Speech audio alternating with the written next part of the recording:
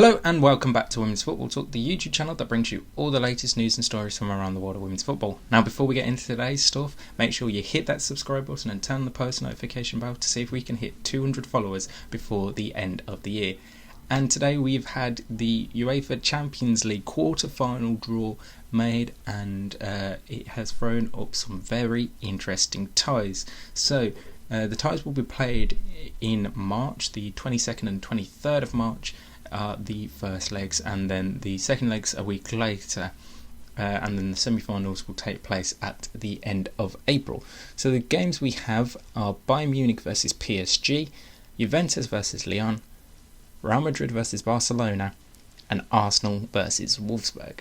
Now obviously some all good teams obviously as they here in the last eight of this tournament, but the standout tie personally would be Arsenal versus Wolfsburg. Now it's the first time that these two sides will meet in Europe since back in 2013, but it does see the return of Roord to Arsenal as she goes up against her old teammates in March. Again, Arsenal is going to be a real tough test for them after coming out of a hard group with Barcelona and obviously just scraping through despite defeat in the final match against Hoffenheim, and Wolfsburg will be a real test for them to see how far they want to go and can get in this season's tournament. Then obviously you look elsewhere, Bayern Munich versus PSG, another top tie. That's one of them where you can't really predict who's going to win that. It's too close to say, right, this is why Bayern Munich have an edge, or this is why PSG have an edge. It's really too close to call. Then you look at Juventus and Lyon. Again, two teams that are in really good form this season. Obviously, everyone knows what Lyon are capable of doing in Europe over the past years, so you would expect them to be able to climb back up into the last four of teams in the Champions League. However, there's nothing guaranteed with Champions League football.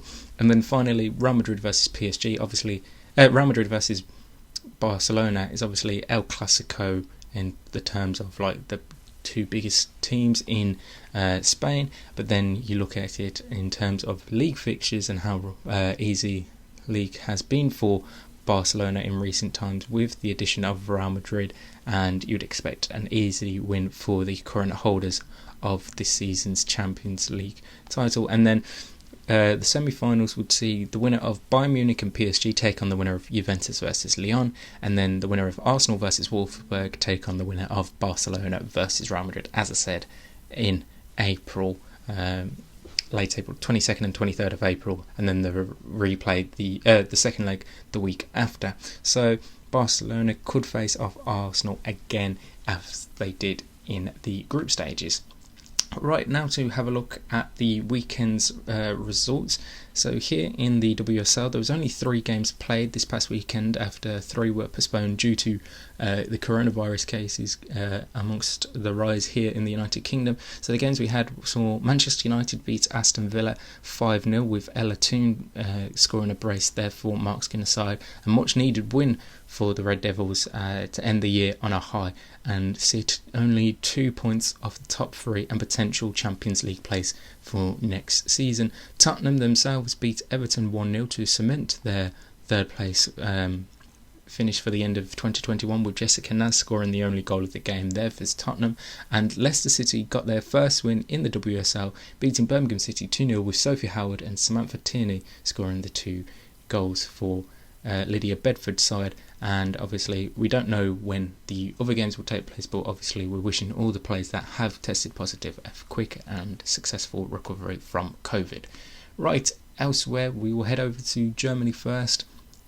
The Wolfsburg game as well against Turbine Potsdam, that was one that they lost due to COVID. It was really late. Wolfsburg had arrived at Turbine Potsdam's stadium before they found out that the game was postponed due to positive cases in the Potsdam camp. So obviously again, same thoughts going out to those Turbine Potsdam players that they make a quick recovery.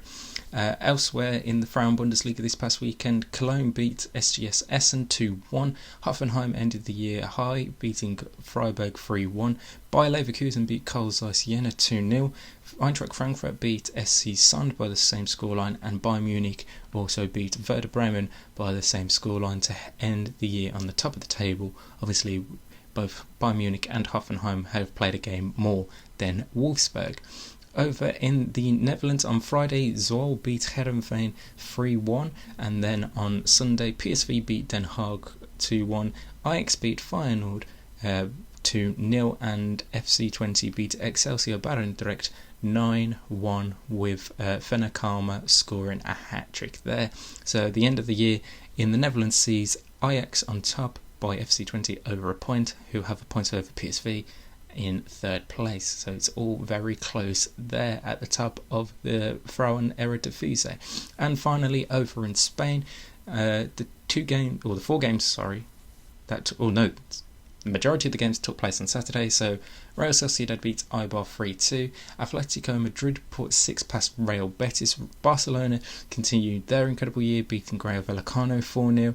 Valencia beat Villarreal 2-0. Sporting Huelva and Sevilla drew 0-0. Granadilla Tenerife beat Athletic Club 2-0. And then on Sunday, Real Madrid got the better of Madrid CFF, winning 3-1, and Alaves versus Levante finished 1-1. So that saw Barcelona finish the year top of the table, 42 points, and they have now scored over 100 goals already this season. And there is more games on Wednesday, the final set of fixtures in Spain this coming week. So we have Real Madrid versus Sporting Huelva, Real Betis versus Villarreal, Athletic Club versus Atletico Madrid, Levante Rayo Vallecano, Barcelona versus Madrid CFF, Sevilla versus Granadilla Tenerife, Valencia Eibar, and Alaves versus Real Sociedad.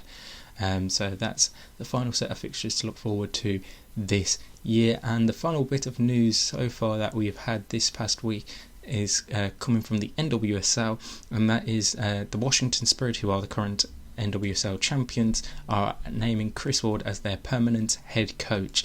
Roord has obviously been a part of the team previously, as he led them to success in the NWSL title this past autumn. So it's very interesting to see how they go on from there.